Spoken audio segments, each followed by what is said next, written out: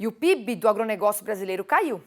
4,22% em 2022, após atingir recorde nos anos anteriores. Os dados são calculados pelo CPEA, Centro de Estudos Avançados em Economia Aplicada, em parceria com a CNA, Confederação da Agricultura e Pecuária do Brasil. Para entender mais sobre os impactos desse cenário, nós ouvimos a pesquisadora do CPEA, Nicole Renaud. Nas análises do PIB do agronegócio, o CPEA divide, analiticamente mesmo o setor em 4 segmentos, então seria insumos, que é o que vem antes da porteira, o primário, que é ali dentro da porteira mesmo, o campo, a agroindústria e os agroserviços, e divide analiticamente também o agronegócio em 2 grandes ramos, o ramo agrícola, ou o ramo da agricultura, e o ramo pecuário. E esses ramos, no caso do ramo agrícola, por exemplo, ele concentra ali todas as cadeias agropecuárias de base vegetal, Então, as cadeias inteiras, cadeia da soja, por exemplo. Então, desde a produção de insumos de soja para soja, passando pela produção de soja dentro da porteira, pelo processamento, pelos agroserviços, e isso válido, para todas as cadeias de base vegetal são agregadas, então, nesse ramo agrícola. E no ramo pecuário, a mesma coisa, agrega todas as cadeias de base animal ou de base pecuária. Bom, o resultado negativo do PIB do agronegócio em 2022, para a gente entender esse resultado, o primeiro ponto é lembrar que não foi um resultado ruim, O PIB do agronegócio ele atingiu recordes sucessivos em 2020 e em 2021, e em 2022 a gente recuou, então, em comparação a esse patamar recorde de PIB que foi alcançado no ano anterior. E é preciso lembrar também da metodologia do CPEA e da CNA, que para as variações do PIB nós consideramos as produções das diversas atividades que compõem o agronegócio, mas também os preços desses produtos e os preços dos insumos que essas atividades utilizam, ou o custo ali com insumos das atividades do agro.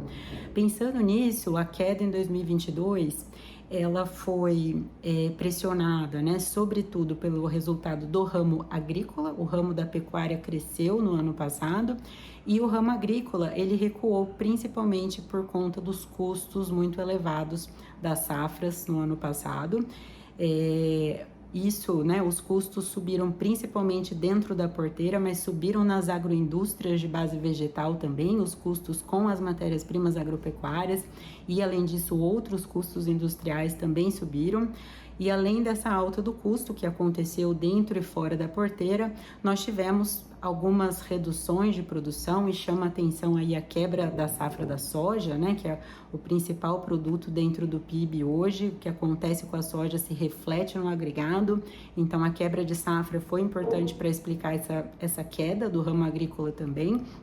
Mas tivemos outras reduções de produção, arroz, por exemplo, fumo, alguns hortifrutícolas também tiveram queda, então isso ajuda a explicar o resultado negativo, e algumas agroindústrias também produziram menos em 2022, comparado com 2021, como as indústrias de base florestal, a parte têxtil e vestuarista, por exemplo. Então, esse conjunto de resultados explica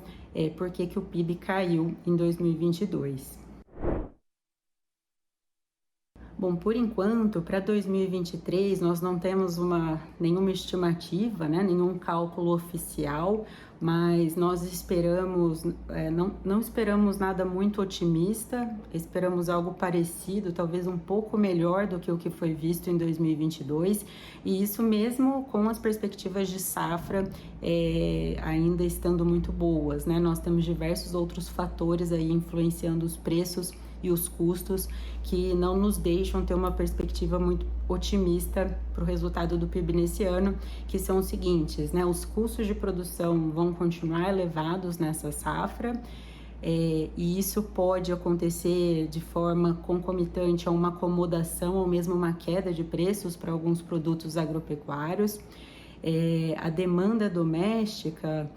deve continuar enfraquecida, Daí não vai vir um impulso muito importante aos nossos preços. A gente continua com um cenário de inflação elevada, com um crescimento do PIB ainda baixo, Então, essa demanda doméstica não deve ter uma reação muito expressiva. E além de,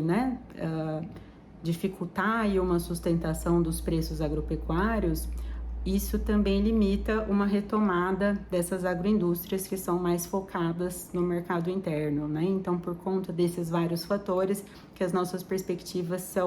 não são otimistas para esse ano.